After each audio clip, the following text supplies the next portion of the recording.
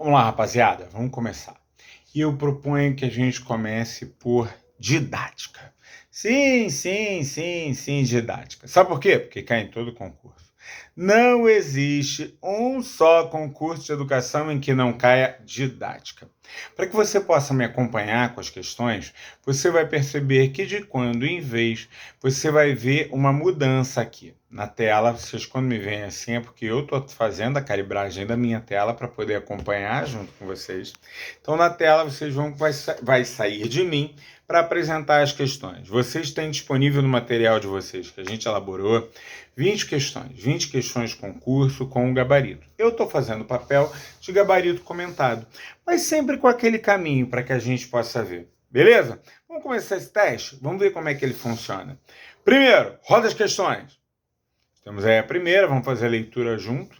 Secretaria de Educação de São Paulo, concurso disputado, esse é bom, é bom. O grupo de Nova Londres introduziu o conceito de multiletramentos para pensar as novas tendências pedagógicas. Com relação a esse assunto, analise os itens a seguir. Rainha, começou. Rainha, por que a educação fica fazendo isso? Eu odeio essas questões de número 1, 2, 3, 4, 5. Eu me perco, eu não... Calma. São mais fáceis. Elas te ajudam a ampliar o seu campo de visão. Então, para com isso.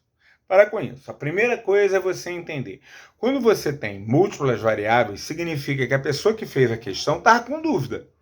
Ele sabia que o assunto era complexo, ele queria colocar vários elementos, ele escolheu te dar uma aula, ele não resistiu.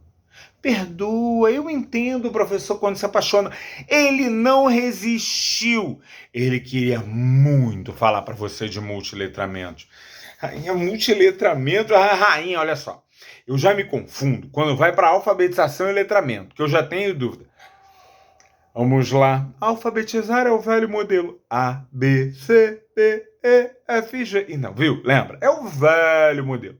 Quando você está falando de letramento, aquilo tem um sentido social da própria compreensão. Aí, viu? Já começou a falar sem eu entender. Calma, respira. Quando eu falo de letramento, é porque você primeiro aprende a falar. A criança vai falando, ela reconhece as letras, ela vai tocando o mundo. Depois, aquilo são as representações simbólicas que nós criamos e temos que treinar para poder facilitar. Lembra de Marcelo, Marmelo, Martelo?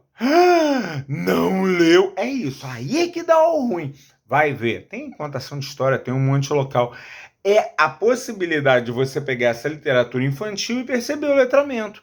As pessoas vão dando sentido, vão gerando um processo, vão gerando uma relação. Então, se você está lidando com a fonética, se você está lidando com sentido, se você está lidando com valor, se você está lidando com significado, aquilo tem uma base. Quando você passa a pensar em multiletramentos, é porque você passou pelo letramento somente, unicamente relacionado às palavras. Ah, nós temos já famoso letramento matemático. Você calcula. Ah, não sei nada de matemática. Sabe, claro que sabe. Você faz proporções, dá para passar, não dá para passar, dá para chegar, eu vou para ali. Você faz matemática o tempo todo, porque matemática é uma linguagem humana. Então, quando você passa a interpretar essas linguagens e dar sentido para ela, isso é o multiletramento. Ok? Então, tranquilo. De boa. Se eu vou lidar com multiletramentos e eu vou pensar, por exemplo, no mundo da internet, isso pode ser uma possibilidade em pensar multiletramentos? Pode. As diversas relações sociais utilizadas com algoritmos pensados pela rede pode me dar bases de multiletramento? Pode.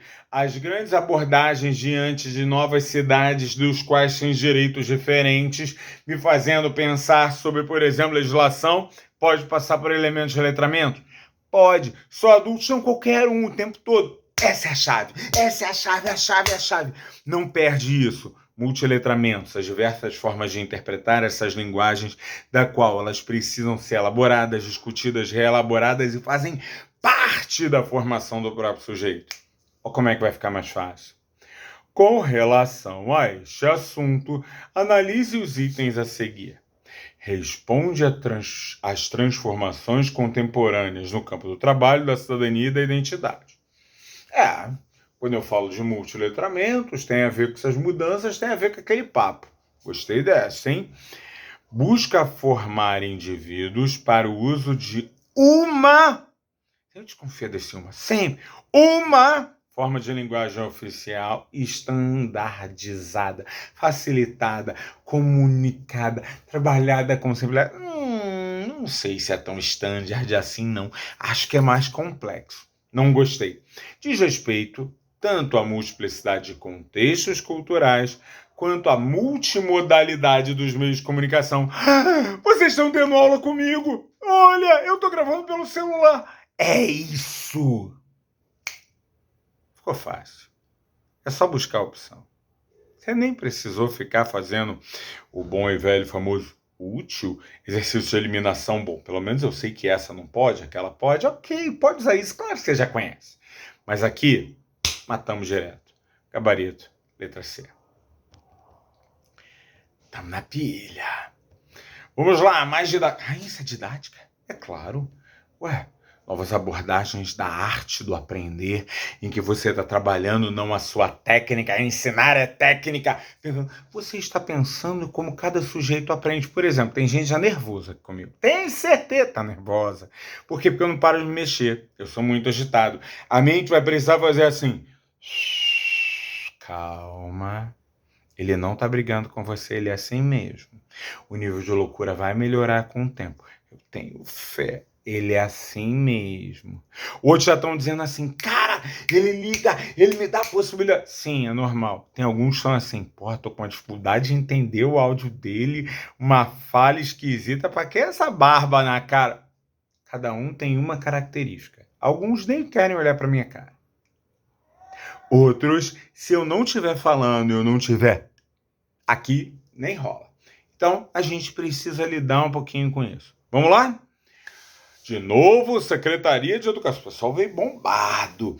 O professor fornece materiais de estudo aos alunos, incluindo textos, material audiovisual, para serem estudados antes da sua aula. No dia da aula, em vez da exposição do professor, os alunos se envolvem em discussões sobre os temas abordados para aprofundar o conhecimento adquirido, enquanto o professor atua como um guia. Não gosto da ideia de guia, não, tá? Me dá uma ideia de que eu sou a luz. E que aí eu começo a brilhar e as pessoas vão atrás de mim. Esquece isso. A gente é um mediador. Um mediador porque o conhecimento já está lá. Vamos separar uma coisa? Cara, questão facinha. Facinha, tranquilaça. Tem um dado técnico e um dado simples. Vamos pro dado simples? Aciona o fundo. Vamos embora. Peraí. Eu quero, hoje em dia, que o aluno aprenda. E que não só o professor fique lá falando. Esse negócio, eu lembro, está aprendendo, está aprendendo, está aprendendo, está aprendendo. Ai, que coisa esquisita. Não, mas peraí. Aprender é um processo do indivíduo. Quem aprende sou eu. O que o Rainha está fazendo comigo é me provocando. Ele vai ter que lidar com aquilo que já estava na minha cabeça. Fugi da aula didática, fiquei dormindo, não olhei nada. Tá vendo aprendizado pela primeira vez como um processo individual? Eu espero que não. Mas quem aprende é você, quem aprende é o indivíduo. O indivíduo aprende e vai dialogar com as várias coisas que estão ali da vida dele. Então, ele vai estar sempre dentro dessa relação e essa relação você precisa ter ela focada. Beleza. Se o indivíduo sempre aprende, ele está me dando material antes. Ele está jogando material? Vamos ver. Fornece materiais de estudos, incluindo textos, audiovisual a serem estudados em casa. Falta uma palavra importante aqui. Roteirizados, para que o aluno possa entender um caminho para que ele possa estar desenvolvendo. Mas vejam assim, a base é a mesma. Isso é uma metodologia ativa bastante clássica e importante. Vamos ver qual é? Sala de aula invertida. Sala de aula, velho esquema, o professor fala, o aluno ouve, depois discute, inverteu, o aluno fala, o professor ouve para poder discutir. Inverteu, o aluno falando. Inverteu, o aluno falando. Baseada em projetos. Ele não me passou um projeto. A gente poderia até fazer mas não rolou. Ensino entre pares. Ensino entre pares é o momento em que você está, a famosa instrução entre pares, você está ali, e é do debate entre os alunos, os posicionamentos entre eles, em especial com grandes questões que separam onde ele está lá. Rainha, eu tenho dificuldade de decorar isso. Mãozinha, mãozinha! Principais atividades de metodologias ativas que eu posso gravar. Grandes atividades e grandes projetos que me reúnem. A atividade baseada em projetos.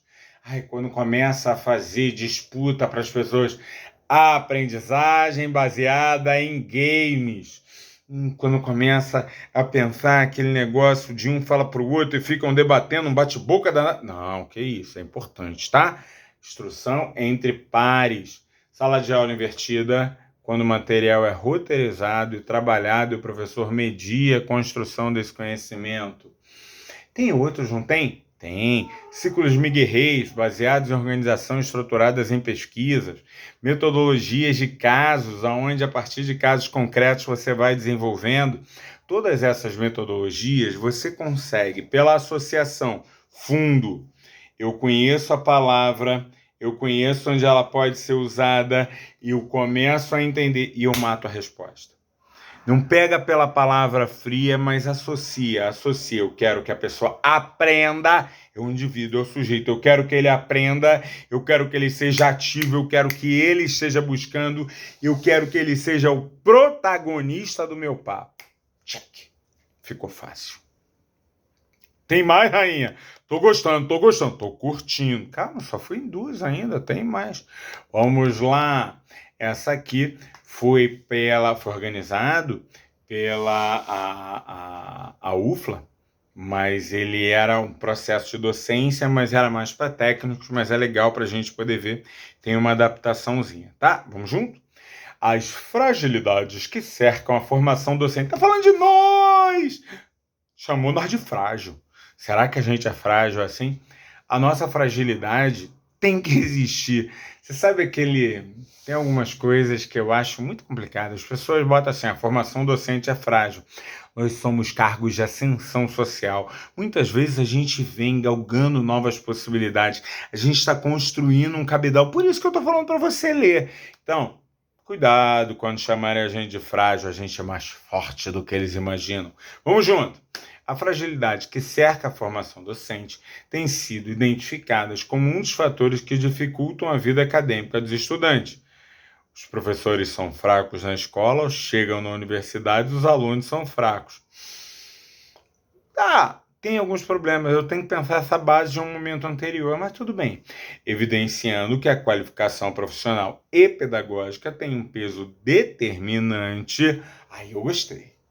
Na minha atuação docente, é óbvio. Sabe, a gente tem alguns imaginários aqui, viu? Tô conversando com a questão. Já tô feliz. Ela me gerou um sorriso. Adoro discutir sobre isso. Adoro. Por quê? Formação docente é frágil? Não. Eu tenho um processo de um país relativamente recente, valorizando a educação, tornando ela um direito fundamental, aonde está dentro da nossa realidade, a Constituição de 88. Não, rainha, mas eu li que em 61. Cara, nossa primeira LDB de 61. Pô, a gente tinha metas de tentar alfabetizar as pessoas em 1920. 20% do Brasil. Então a gente tem que ter um cuidado importante para poder ligar nisso. Sim, nós temos dificuldade, porque nós popularizamos a educação muito recentemente, década de 90. Então quando a gente começa a pensar sobre outras possibilidades, a gente tem que entender sobre isso. Agora, um dado é certo. As pessoas associam a formação docente como algo que não existe. É isso mesmo. Basta que eu saiba um determinado assunto que eu posso ser professor. Não posso. Existem técnicas próprias, existe desenvolvimento. Sabe isso que eu estou falando da neurociência? Junta com os elementos discutidos da didática, junta com os elementos discutidos da educação democrática, junta com uma série de elementos que me ajudam a pensar as melhores maneiras de levar esse papo. A didática é a chave, é uma excelente porta de entrada para pensar sobre a nossa formação docente, sobre a identidade desse docente brasileiro. Olha que legal, eu já estou pensando em um monte de coisa maneira. Questão é isso. Cara, você tem que fazer uma prova rindo. Fazer prova é coisa muito legal. Porque se você está rindo, você está pensando, você está achando, você está dialogando com aquelas pessoas. É gente que gosta de educação igual a você. Igual a você. Vamos lá. Especialmente os processos de ensino desencadeados, técnico ou ensino, apresentam as seguintes proposições que contemplam o enunciado a seguir. Essas fragilidades podem ser identificadas como consequências, vamos ver se nosso papo ajudou, da ideia de que quem sabe fazer, sabe ensinar. Quebrou a firma. Quem sabe fazer, sabe ensinar, quebrou a firma. E é isso.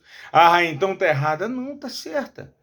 Qual é o problema? Ele quer saber qual é a fragilidade. A fragilidade é que as pessoas acham que quem sabe um assunto sabe ensinar sobre aquele assunto. Dominam as técnicas, pensam em aprendizagem e não pensam. Supervalorizando o espaço do contexto profissional e das corporações na definição de modelos de atuação docente, negando a existência de conhecimentos pedagógicos e específicos para o desempenho da função. Sabe aquele professor de matemática? Você? Não acredito. Tudo bem. Então, você precisa sim ter os conhecimentos pedagógicos, não vai traumatizar teu aluno. Você precisa entender que, como todos nós, a gente tem uma grande possibilidade nas mãos. Essa possibilidade vem da construção desse conhecimento. Vamos lá? Então, 1, curtir. 2, da diminuição do valor do ato pedagógico e do ensinar nas instituições de ensino superior, da supervalorização da pesquisa como fonte primordial de elaboração do conhecimento. A gente tem algumas críticas a isso aqui, mas sem dúvida é uma tendência, tá? O ensino superior, ele é entendido como alguém que já vai para o campo da prática. E o professor do ensino superior, ele é considerado bom não pelo desenvolvimento docente dele, mas sim pelo número de pesquisas que ele tem. E isso a gente precisa debater urgentemente mesmo. Então, segunda, curtir. Rainha, assim mesmo, tu jura? Pode ver, entra em qualquer universidade pública, por exemplo. Os professores entram muitas vezes, pela sua prova de aula, que é um dos elementos, e as outras contam bastante. Você pode ver mesmo nas universidades privadas, quando, ainda que você tenha um maior direcionamento para a ação do docente, do cotidiano, você, por outro lado, percebe que a valorização daqueles professores, mesmo no olhar dos alunos, é pelas pesquisas que eles fazem. Temos que valorizar técnicas didáticas. Às vezes, na educação, isso não é tão claro. Imagina na engenharia. Imagina no direito. São professores que não têm domínio de didática. Eles estão ali por conta de outros fatores, que não as suas capacidades didáticas. 3. Da formação docente do ensino superior ser realizada nos âmbitos do curso de pós-graduação, lato sensu, conforme prevê. Porque exatamente isso vai gerar... A LDB ela nem coloca dessa forma, você tem vários indicadores posteriores, isso é pontuação para as universidades, você tem mestrado, doutorado, e isso é aquela valorização da pesquisa, assim, não vejo isso como uma fragilidade, nem entendi como uma fragilidade. As dificuldades ainda existentes no que se refere à implementação da pesquisa como pilar da educação superior é o inverso. Não é a ausência da pesquisa que vai me dar... É justamente a ausência do exercício da docência, de uma formação de professores que enfatiza a aquisição dos saberes dos conteúdos e diminui ou ignora o valor da aprendizagem. Gente, você não sabe quanto isso me causa dor. Sabe, tem muito colega que ainda acredita nisso. Eu vou lá, eu vou dar minha aula, eu sei muito da minha matéria. Confessar para vocês, eu já fui assim. Sabe quando eu mudei? Uma vez eu estava numa aula e um aluno chegou para mim depois da aula, animado, falou: Rainha, sua aula foi fora de série. Amei. Não entendi nada. Mas, nossa, foi um espetáculo. Falei, cara, tô dando show e não tô trabalhando no ensino-aprendizagem. Precisava mudar. A questão tá te provocando a mudar, viu? Rainha, mas como é que eu penso nisso tudo num concurso à prova ilimitada? Conforme você conhece a si mesmo, você começa a demarcar chaves, o que te chama atenção, o que não te chama atenção, como é que você vai colocando, a questão é muito longa, fiquei com dúvida ali. Marca as tuas principais impressões e segue. Você precisa dar fluxo. Repara, o seu cérebro, quanto mais quente ele estiver na hora da prova, a sua memória está acionando mais coisa, que está buscando mais conexões, que está respondendo de maneira mais rápida e efetiva.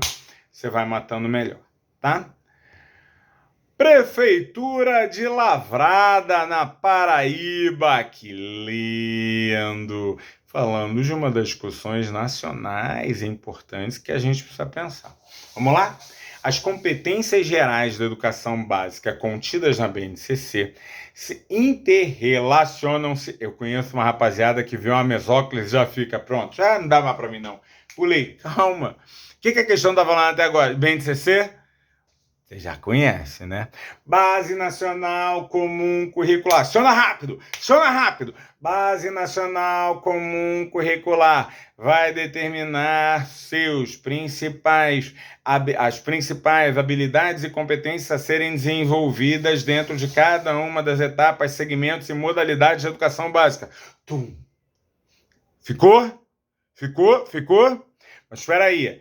Eu não defino isso somente a partir de um fim do objetivo iniciado da habilidade da competência que eu vou chegar, onde eu detalho, especifico, mas eu tenho que entender que a minha formação é integral. Rainha, nunca entendi esse negócio, estão falando do tempo da escola? Não, formação integral, você é uno como sujeito, as suas formações sociais, humanitárias, seu desenvolvimento de competência, todos eles se associam, você é o sujeito. Eu estou pensando em você, em todas as suas potências e capacidades. Então, os objetivos gerais da BNCC, eles normalmente vão lidar com essa grande construção do sujeito. Você deve estar atento a isso. Se você é professor de educação física, de história, de educação infantil, o do fundamental, primeira etapa. Todos devem estar atentos a isso. Respirou? Vem comigo. Interrelacionam-se e desdobram-se no tratamento didático proposto para as 3 etapas de educação básica, infantil, fundamental e médio. Você tem aquela divisão ali em 2 momentos do fundamental, mas a base é essa. Articulando-se na construção de conhecimentos e no desenvolvimento de habilidades e formação de atitudes, valores, nos termos da LDB. Ai, rainha, eu me confundo todo esse negócio de competência, habilidade. Vamos simples. A competência é quando você reúne uma série de habilidades para ser capaz de fazer alguma coisa. A habilidade é quando você está mobilizando características, possibilidades que você tem ou que você pode associar. Por isso ela tem um vínculo tão forte com a aprendizagem. Ainda não. Você vai dirigir, tá? Então, beleza. Quando você começa, você tem que calibrar o peso que você consegue botar num pedal ou não, para você colocar, melhora a musculatura, deixa o pé mais sensível, ok? Você tem que melhorar o ouvido ou a passagem dos sinalizadores para dar as marchas. Você precisa considerar se você consegue ou não. Associar os espelhos. Cada uma dessas é uma habilidade que um sujeito vai ter. Maior ou menor capacidade, mas vai desenvolver para que ele possa estar chegando. Quando ele reúne todos esses elementos, ele se torna competente a dirigir. Ele pode ser mais competente, menos competente, mas ele é competente a dirigir. Rainha, isso tudo explica tudo? Não, claro que não. Isso é só para ser rápido e fácil para você chegar.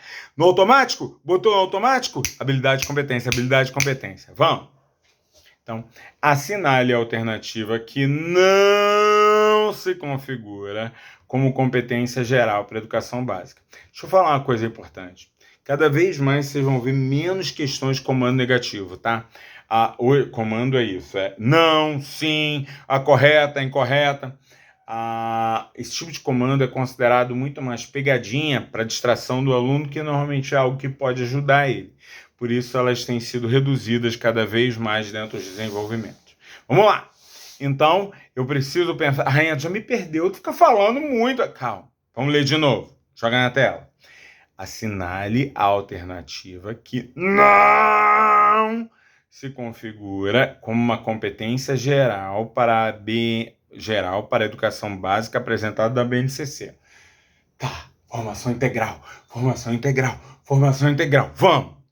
Valorizar e fruir as diversas manifestações artísticas e culturais, das locais às mundiais, e participar de práticas diversificadas da produção artístico-cultural. Integral. Integral, curtia. B. Compreender e utilizar e criar tecnologias digitais de informação. Eu vi que entrou um monte de coisa de tecnologia, tá bombando.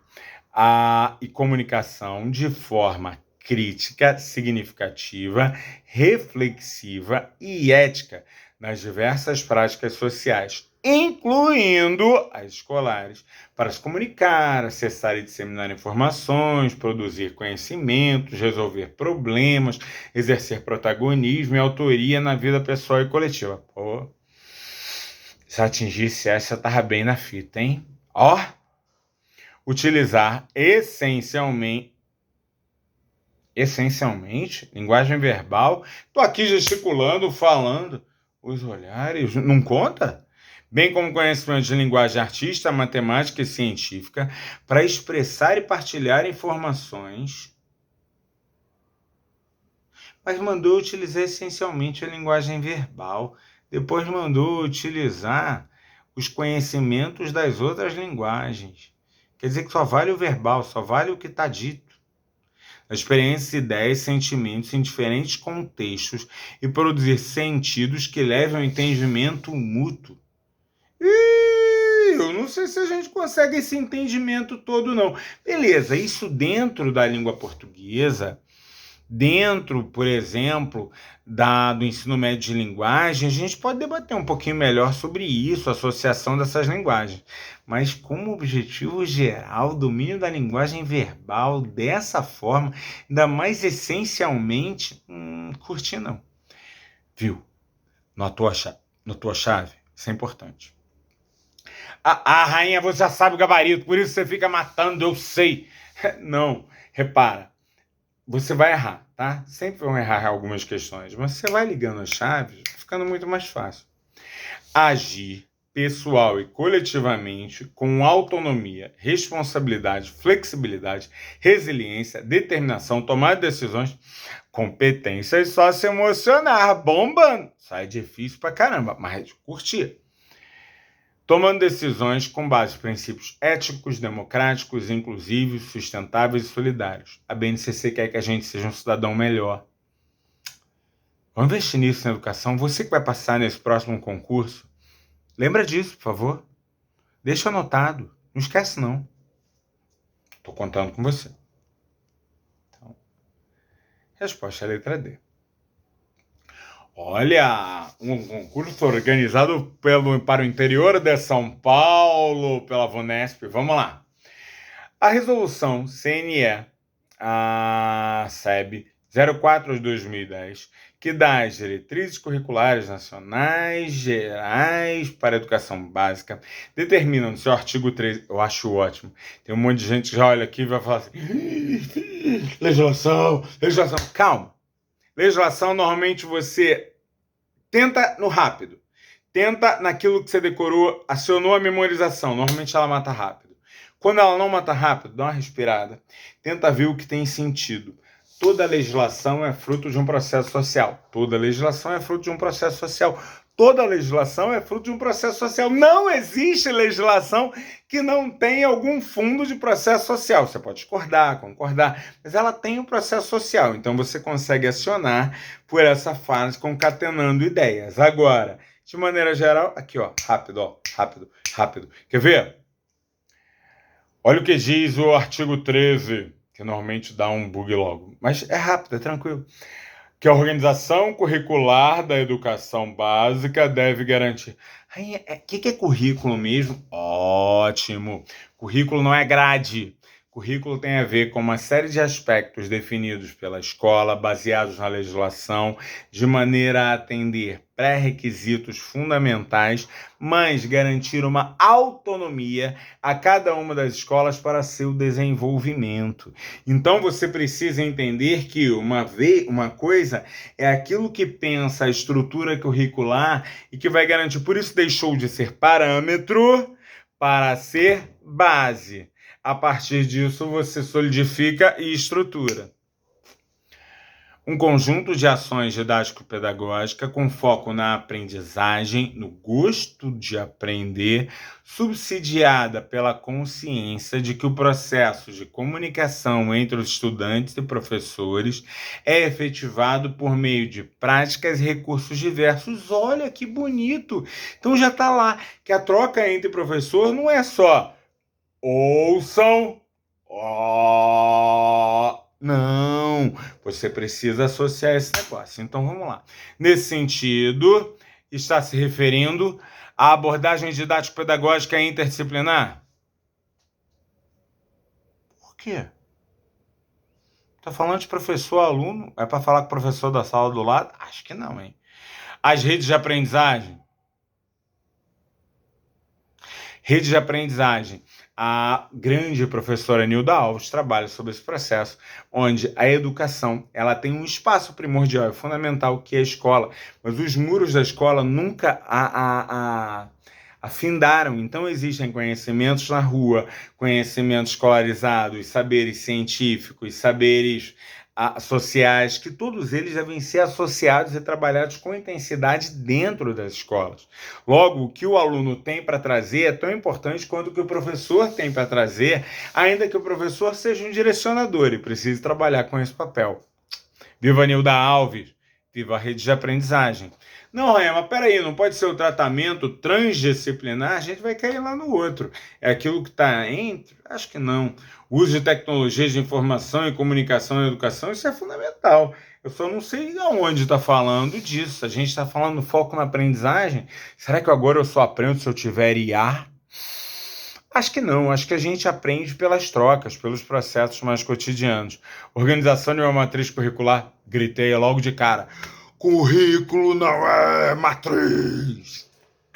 Resposta certa, letra D. Vamos lá, vamos à sexta. Agora o Instituto Federal, uma boa, excelente referência como escola lá do Paraná. Essa é do Paraná. A articulação entre teoria e prática. Ai, eu fico com uma dúvida. Não se separa teoria e prática na educação. Ponto. Não se separa teoria e prática. Teoria e prática tem que andar junto e uma alimentar a outra de maneira constante. Mas quem veio primeiro? Ou avó galinha? Cada um vai defender uma coisa. Pra gente, cara, processo contínuo, teoria e prática não se separam. No processo da formação docente, fundada no domínio dos conhecimentos científicos e didáticos, aquilo que eu sei sobre a matéria que eu vou lecionar e aquilo que eu discuto sobre avaliação, planejamento, aprendizagem, didática, contemplando a indissociabilidade, bota essa palavra assim para a gente já ficar nervoso na prova, entre ensino, pesquisa e extensão, na formação de profissionais do Magistério da Educação Básica. É considerado, vamos de novo, a articulação entre a teoria e a prática no processo de formação docente, fundada no domínio, tá me dando aula, né? Fundada no domínio dos conhecimentos científicos e didáticos, contemplando a indissociabilidade entre ensino, pesquisa e extensão na formação do magistério superior, é considerado, você vê, né? Comando mal feito, é um completezinho tal, que fica esquisito. É considerado um princípio? Tem que rolar. Uma finalidade? Não, não é o fim, é por onde começa. Uma tese? Não, tá defendido, é isso mesmo. Uma doutrina? Isso tá jurídico pra caramba. Um significado? Não, é princípio. Rainha, mas eu nem sabia, eu dentro do princípio jurídico que eu tenho que... Esquece, você claro que você entende. Você sabe que é uma tese, você sabe que é uma doutrina. Sim, está utilizando aspectos da legislação, mas tu nem precisa disso. Vamos agora para o Mato Grosso. Que beleza. Um clássico. Aquele que normalmente a gente fica cheio de dúvida. Rainha, eu ainda lembro das tendências pedagógicas. Para que o Libânio foi meter a mão nisso, rainha? Calma, foi legal, cara. Presta não. As divisões do Libani fazem normalmente de um processo em que você divide um momento mais estruturalista, momentos características mais críticos, mais libertários. Quer dizer, uma está dentro das bases da instituição e da formação, tentando defender a própria estrutura, e outros estão como crítica à ideia de uma educação que vai servir ao sujeito, como forma de lutar contra sistemas, como forma de repensar seus próprios aspectos sociais. Rainha, tem uma certa e uma errada? Não.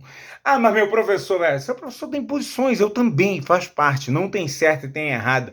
Tem escolhas, tem escolas, tem processos, a gente tem que entender sobre isso. Então vamos lá. Existem diferentes correntes de pensamento presentes no contexto educacional brasileiro. De acordo com as discussões desencadeadas, são consideradas, bem a grosso modo, como teorias não críticas. Ele falou a grosso modo.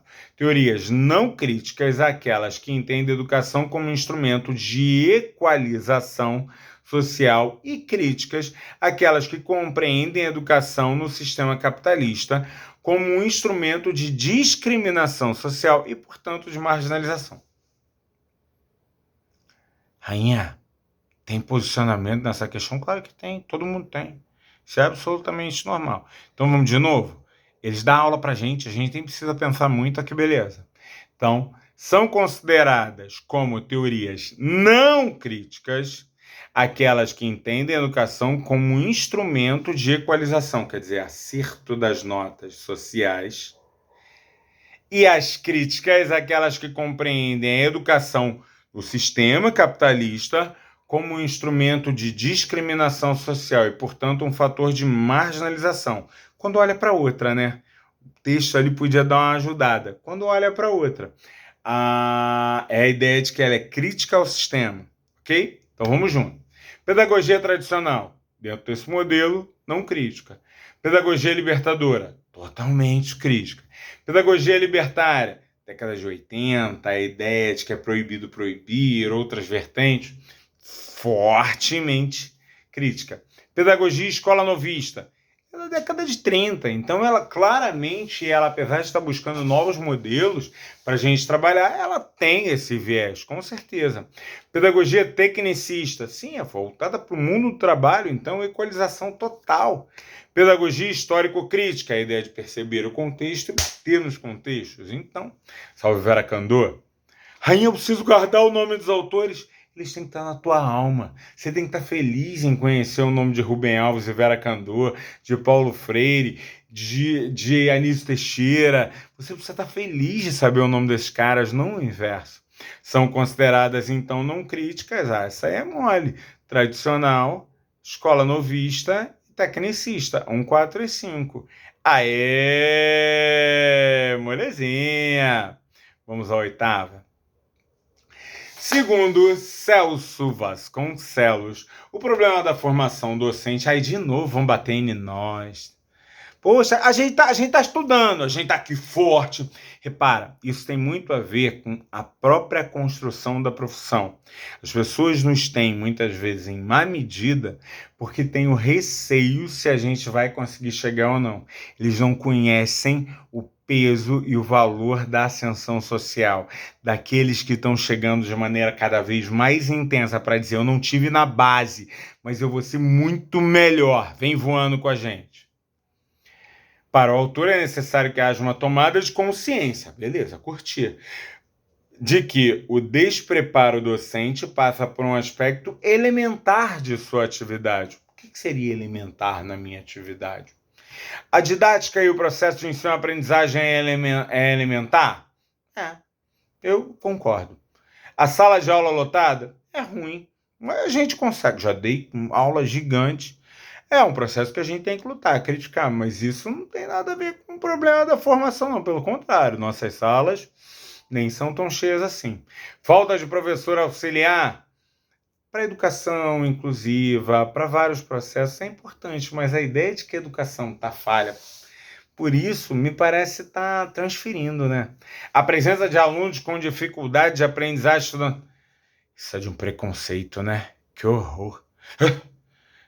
Não me brinque que você marcou um negócio desse. Isso aí é tradicional, problemático, e tradicional no pior sentido, tá?